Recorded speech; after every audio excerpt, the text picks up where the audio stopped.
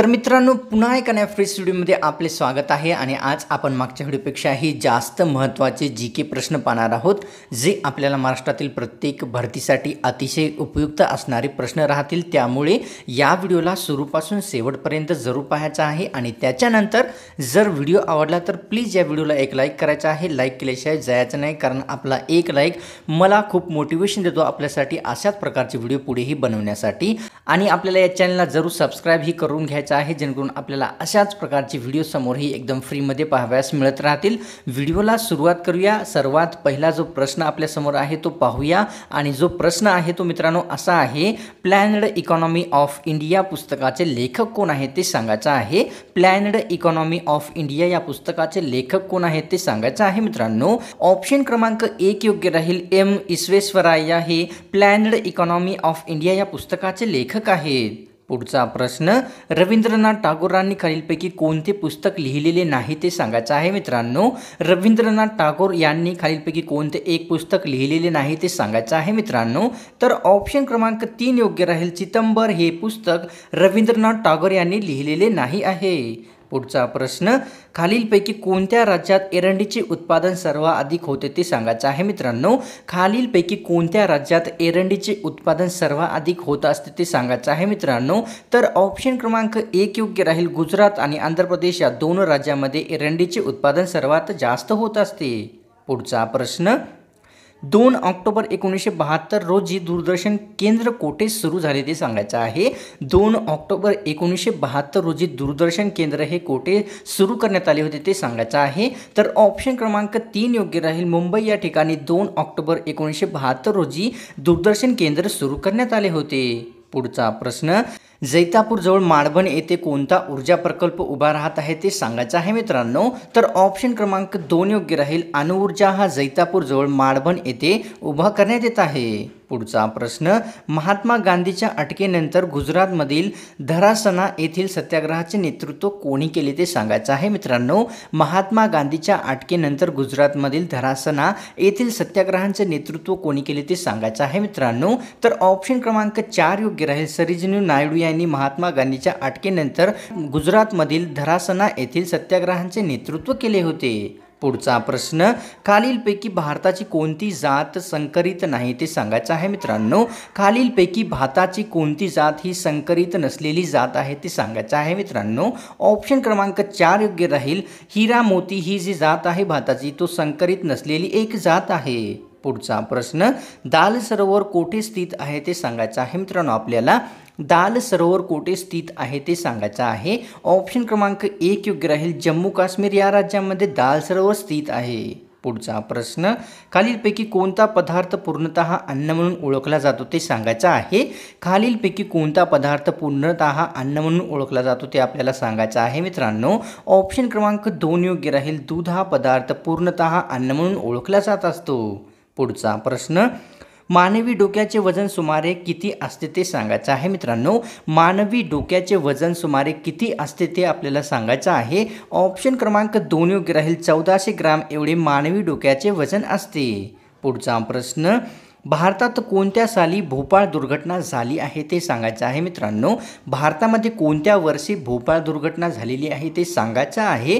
Option क्रमांक 4 1984 या साली भोपाळ दुर्घटना आपल्या इंडियामध्ये घडून आलेली आहे। पुढचा प्रश्न या ठिकाणी असा आहे, निद्रानाश हा रोग डॅश डॅश जीवनसत्वाच्या अधिक्यामुळे मनुष्यात आढळत असतो। निद्रानाश हा रोग डॅश डॅश या जीवनसत्वाच्या अधिक्यामुळे मनुष्यामध्ये आढळणारा एक रोग आहे। ऑप्शन क्रमांक या ठिकाणी 2 योग्य राहील मित्रांनो। ब जीवनसत्वाच्या अधिक्यामुळे मानवामध्ये निद्रानाश हा रोग उद्भवत असतो।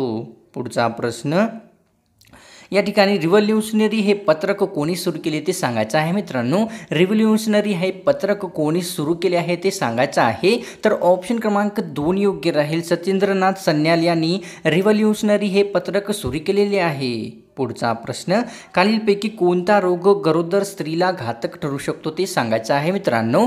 खालीलपैकी कोणता रोग गरोदर स्त्रीला घातक ठरू शकतो ते सांगायचं आहे मित्रांनो। तर ऑप्शन क्रमांक 4 योग्य राहील। कावीळ हा रोग गरोदर स्त्रीला घातक ठरू शकतो। पुढचा प्रश्न, इंग्रज सरकारने जस्टिस ऑफ पीस हा बहुमोल सन्मान कोणास दिला आहे ते सांगायचं आहे मित्रांनो. इंग्रज सरकारने जस्टिस ऑफ पीस हा बहुमोल सन्मान कोणास प्रदान केलेला आहे ते सांगायचं आहे मित्रांनो.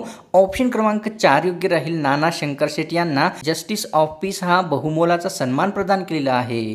पुढचा प्रश्न, विनोबा भावे यांना भूदान चळवळ कोणत्या वर्षी सुरू केली ते सांगायचं आहे मित्रांनो. विनोबा भावे यांनी भूदान चळवळ कोणत्या वर्षी सुरू केली होती ते सांगायचं आहे. ऑप्शन क्रमांक 3 योग्य राहील. या ठिकाणी 1952 या वर्षी विनोबा भावे यांनी भूदान चळवळ सुरू केलेली आहे. पुढचा प्रश्न, बालगंधर्व कोणत्या भूमिकेमुळे नाट्यसृष्टीमध्ये गाजले आहेत ते सांगायचं आहे मित्रांनो. बालगंधर्व कोणत्या भूमिकेमुळे नाट्यसृष्टीमध्ये गाजले आहे ते सांगायचं आहे. ऑप्शन क्रमांक या ठिकाणी 1 योग्य राहील मित्रांनो. शकुंतला या भूमिकेमुळे बालगंधर्व नाट्यसृष्टीमध्ये गाजलेले आहेत. पुढचा प्रश्न, रमाबाईला पंडिता आणि सरस्वती या 2 पदव्या कोठे देण्यात आल्या ते सांगायचं आहे मित्रांनो. रमाबाईला पंडिता आणि सरस्वती या 2 पदव्या कोठे देण्यात आलेल्या आहेत ते सांगायचं आहे मित्रांनो. ऑप्शन क्रमांक या ठिकाणी 4 योग्य राहील. कोलकाता या ठिकाणी रमाबाईला पंडिता आणि सरस्वती ह्या 2 पदव्या बहाल करण्यात आलेल्या आहेत. पुढचा प्रश्न, कोणतेही अर्थविधेयक डॅश डॅश मान्यतेशिवाय संसदेत प्रस्तुत करता येत नाही. कोणतेही अर्थविधेयक डॅश डॅश यांच्या मान्यतेशिवाय संसदेमध्ये प्रस्तुत करता येत नाही. तर ऑप्शन क्रमांक या ठिकाणी 1 योग्य राहील मित्रांनो. कोणतेही अर्थविधेयक राष्ट्रपतीच्या मान्यतेशिवाय संसदेमध्ये प्रस्तुत करता येत नसते. पुढचा प्रश्न, जगातील सर्वात उंच सडक कोणत्या 2 ठिकाणांना जोडते ते सांगायचं आहे मित्रांनो. जगातील सर्वात उंच सडक कोणत्या 2 ठिकाणांना जोडते ते सांगायचं आहे मित्रांनो आपल्याला. तर ऑप्शन क्रमांक या ठिकाणी 3 योग्य राहील. मनाली व लेह या 2 शहरांना किंवा 2 ठिकाणांना जगातील सर्वात उंच सडक जोडत असते. पुढचा प्रश्न, 61 दिवसांच्या दीर्घ उपोषणानंतर कोणत्या क्रांतिकाराचे तुरुंगात निधन झाले ते सांगायचं आहे मित्रांनो. 61 दिवसांच्या दीर्घ उपोषणानंतर कोणत्या क्रांतिकाराचे तुरुंगात निधन झाले आहे ते सांगायचं आहे मित्रांनो. ऑप्शन क्रमांक 3 योग्य राहील मित्रांनो. जतीनदास या क्रांतिकाराचे 61 दिवसाच्या दीर्घ उपोषणानंतर तुरुंगामध्ये निधन झालेले आहे. पुढचा प्रश्न, इंद्रधनुष्यातील सर्व रंग एकत्र केल्यास कोणत्या रंगाचा प्रकाश मिळेल ते सांगायचं आहे मित्रांनो. इंद्रधनुष्यातील सर्व रंग एकत्र केल्यास कोणत्या रंगाचा प्रकाश मिळेल ते सांगायचं आहे. ऑप्शन क्रमांक 3 योग्य राहील. इंद्रधनुष्यातील सर्व रंग एकत्र केल्यास आपल्याला पांढऱ्या रंगाचा प्रकाश मिळते. पुढचा प्रश्न, कोणता अवयव मादी बेडकात आढळून येत नाही ते सांगायचं आहे मित्रांनो. कोणता अवयव मादी बेडकामध्ये आढळून येत नाही ते सांगायचं आहे. तर ऑप्शन क्रमांक 1 योग्य राहील. स्वरकोश हा मादी बेडकात आढळून न येणारा एक अवयव आहे. पुढचा प्रश्न, मुंबईमध्ये डॅश डॅश साली गेट ऑफ इंडिया प्रवेशद्वार बांधण्यात आले. मुंबईमध्ये कोणत्या वर्षी गेट ऑफ इंडिया हे प्रवेशद्वार बांधण्यात आले ते सांगायचं आहे मित्रांनो. तर या ठिकाणी ऑप्शन क्रमांक 1 योग्य राहील. 1911 या वर्षी मुंबईमध्ये गेट ऑफ इंडिया या प्रवेशद्वाराची बांधणी करण्यात आलेली आहे. पुढचा प्रश्न, फर्ग्युसन कॉलेजची स्थापना केव्हा झाली ते सांगायचे आहे मित्रांनो. फर्ग्युसन कॉलेजची स्थापना केव्हा करण्यात आली ते सांगायचं आहे मित्रांनो. तर ऑप्शन क्रमांक 3 योग्य राहील. 1885 या साली फर्ग्युसन कॉलेजची स्थापना करण्यात आलेली आहे. पुढचा प्रश्न, राज्यपालाची नियुक्ती करणे हा राष्ट्रपतींचा कोणता अधिकार आहे ते सांगायचं आहे मित्रांनो. राज्यपालाची नियुक्ती करणे हा राष्ट्रपतीचा कुठल्या प्रकारचा अधिकार आहे ते सांगायचं आहे मित्रांनो. तर ऑप्शन क्रमांक 1 योग्य राहील. राज्यपालाची नियुक्ती करणे हा राष्ट्रपतीचा कार्यकारी अधिकार आहे. पुढचा प्रश्न, 1920 साली नागपूर येथे भरलेल्या अधिवेशनात कोणता निर्णय घेण्यात आला आहे ते सांगायचं आहे मित्रांनो. 1920 साली नागपूर येथे भरलेल्या अधिवेशनात कोणता निर्णय घेण्यात आला ते सांगायचं आहे मित्रांनो. तर ऑप्शन क्रमांक 1 योग्य राहील. असहकार चळवळ सुरू करण्याचा हा निर्णय 1920 साली नागपूर येथे भरलेल्या अधिवेशनामध्ये घेण्यात आलेला निर्णय आहे. पुढचा प्रश्न, प्राचीन स्मारक कायदा केव्हा पास करण्यात आला आहे ते सांगायचं आहे मित्रांनो. प्राचीन स्मारक कायदा केव्हा पास करण्यात आलेला आहे ते सांगायचं आहे मित्रांनो. तर ऑप्शन क्रमांक 3 योग्य राहील. 1904 या साली प्राचीन स्मारक कायदा संमत करण्यात आलेला आहे. पुढचा प्रश्न, माझी जन्मठेप हे आत्मचरित्र कुणाचे आहे ते सांगायचं आहे मित्रांनो. माझी जन्मठेप हे आत्मचरित्र कोणी लिहिले किंवा कोणाचे आहे ते सांगायचं आहे मित्रांनो. तर ऑप्शन क्रमांक 2 योग्य राहील. स्वातंत्र्यवीर सावरकर यांचे माझी जन्मठेप हे आत्मचरित्र आहे. पुढचा प्रश्न, कोणत्या रोगाचा प्रसार पाण्यामार्फत होतो ते सांगायचं आहे मित्रांनो. कोणत्या रोगाचा प्रसार पाण्यामार्फत होत असतो ते सांगायचं आहे मित्रांनो. ऑप्शन क्रमांक 4 योग्य राहील. वरीलपैकी सर्व म्हणजे कावीळ, विषमज्वर, अतिसार या सर्व पाण्यांचा प्रसार जो आहे तो पाण्यामार्फत होत असतो. पुढचा प्रश्न, साने गुरुजींचा अमृतपुत्र म्हणून कोणी गौरव केला होता ते सांगायचं आहे मित्रांनो. तर ऑप्शन क्रमांक 1 योग्य राहील. या ठिकाणी विनोबा भावे यांनी साने गुरुजींचा आत्मपुत्र म्हणून गौरव केला होता. पुढचा प्रश्न, अनहॅपी इंडिया हे पुस्तक कोणी लिहिले आहे ते सांगायचं आहे मित्रांनो. अनहॅपी इंडिया हे पुस्तक कोणी लिहिले ते सांगायचं आहे. ऑप्शन क्रमांक 2 योग्य राहील. लाला लजपत राय यांनी अनहॅपी इंडिया हे पुस्तक लिहिलेले आहे. शेड्यूल कास्ट फेडरेशनची स्थापना कोणी केली ते सांगायचं आहे मित्रांनो. शेड्यूल कास्ट फेडरेशनची स्थापना कोणी केली आहे ते आपल्याला सांगायचं आहे मित्रांनो. तर या ठिकाणी ऑप्शन क्रमांक 2 योग्य राहील. डॉक्टर बाबासाहेब आंबेडकर यांनी शेड्यूल कास्ट फेडरेशनची स्थापना केलेली आहे. पुढचा प्रश्न, श्रीमती नाथीबाई दामोदर महिला विद्यापीठाची स्थापना कोणी केली ते सांगायचं आहे मित्रांनो. श्रीमती नाथीबाई दामोदर महिला विद्यापीठाची स्थापना कोणी केली आहे ते सांगायचं आहे मित्रांनो. तर ऑप्शन क्रमांक 2 योग्य राहील. महर्षी धोंडो केशव कर्वे यांनी श्रीमती नाथीबाई दामोदर महिला विद्यापीठाची स्थापना केलेली आहे. पुढचा प्रश्न, या ठिकाणी ईश्वरचंद्र विद्यासागर यांच्या प्रयत्नामुळे खालीलपैकी कोणती पद्धत बंद झाली ते सांगायचं आहे मित्रांनो. ईश्वरचंद्र विद्यासागर यांच्या प्रयत्नामुळे खालीलपैकी कोणती चळवळ बंद झाली आहे ते सांगायचं आहे मित्रांनो. तर ऑप्शन क्रमांक 4 योग्य राहील. केशवपण ही चळवळ ईश्वरचंद्र विद्यासागर यांच्या प्रयत्नामुळे बंद झालेली चळवळ आहे. पुढचा प्रश्न, काँग्रेसने पूर्णतः स्वातंत्र्याचा ठराव कधी व कोणत्या अधिवेशनामध्ये पास केला आहे ते सांगायचं आहे मित्रांनो. काँग्रेसने पूर्ण स्वातंत्र्याचा ठराव कधी व कोणत्या अधिवेशनामध्ये पास केला आहे ते सांगायचं आहे मित्रांनो. तर ऑप्शन क्रमांक 2 योग्य राहील. 1929 लाहोर अधिवेशनामध्ये काँग्रेसने पूर्ण स्वातंत्र्याचा ठराव संमत केला होता. पुढचा प्रश्न, उत्कृष्ट कवकनाशक म्हणून कोणास ओळखले जाते ते सांगायचं आहे मित्रांनो. उत्कृष्ट कवकनाशक म्हणून कशास ओळखले जाते ते सांगायचं आहे मित्रांनो या ठिकाणी. तर ऑप्शन क्रमांक 1 योग्य राहील. बोर्डो मिश्रण याला उत्कृष्ट कवकनाशक म्हणून ओळखले जात असते. पुढचा प्रश्न, कोणत्या कायद्याला काळा कायदा म्हणून संबोधले आहे ते सांगायचं आहे मित्रांनो. कोणत्या कायद्याला काळा कायदा म्हणून संबोधण्यात आले आहे ते सांगायचं आहे मित्रांनो.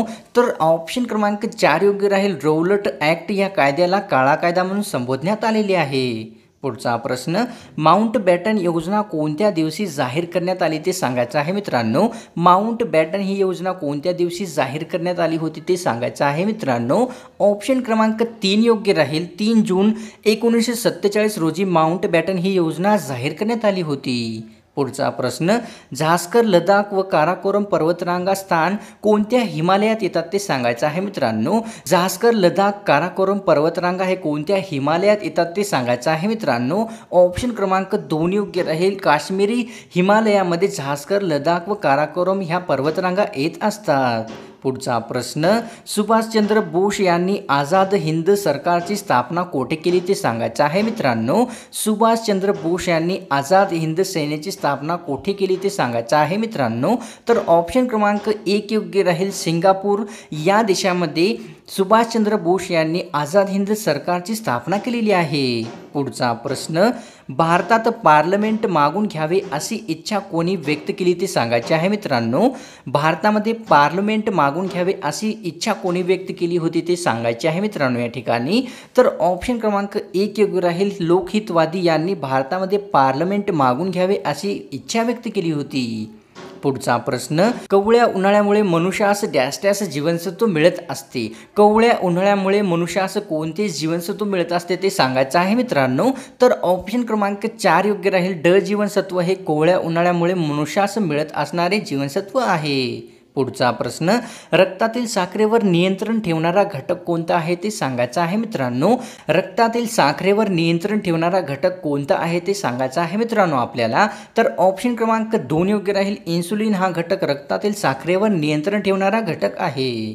पुढचा प्रश्न, अमेरिकेचे पहिले रिपब्लिकन राष्ट्राध्यक्ष कोण होते ते सांगायचं आहे मित्रांनो. अमेरिकेचे पहिले रिपब्लिकन राष्ट्राध्यक्ष कोण होते ते सांगायचं आहे मित्रांनो. तर ऑप्शन क्रमांक 2 योग्य राहील. अब्राहम लिंकन हे अमेरिकेचे पहिले रिपब्लिकन राष्ट्राध्यक्ष बनले होते.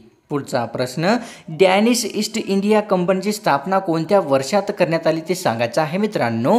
डॅनिश ईस्ट इंडिया कंपनीची स्थापना कोणत्या वर्षात करण्यात आली आहे ते सांगायचं आहे मित्रांनो. तर ऑप्शन क्रमांक 3 योग्य राहील. 1616 मध्ये डॅनिश ईस्ट इंडिया कंपनीची स्थापना करण्यात आलेली आहे. पुढचा प्रश्न, 1896 मध्ये रामकृष्ण मिशनची स्थापना कोणी केली आहे ते सांगायचे आहे मित्रांनो. या ठिकाणी 1896 मध्ये रामकृष्ण मिशनची स्थापना कोणी केली आहे ते सांगायचं आहे. तर ऑप्शन क्रमांक 3 योग्य राहील. स्वामी विवेकानंद यांनी 1896 मध्ये रामकृष्ण मिशनची स्थापना केलेली आहे. पुढचा प्रश्न, कोणत्या कायद्याअंतर्गत नागरी सेवांची सुरुवात भारतामध्ये झाली आहे ते सांगायचं आहे मित्रांनो. कोणत्या कायद्याअंतर्गत नागरी सेवांची सुरुवात भारतामध्ये झालेली आहे ते सांगायचे आहे मित्रांनो.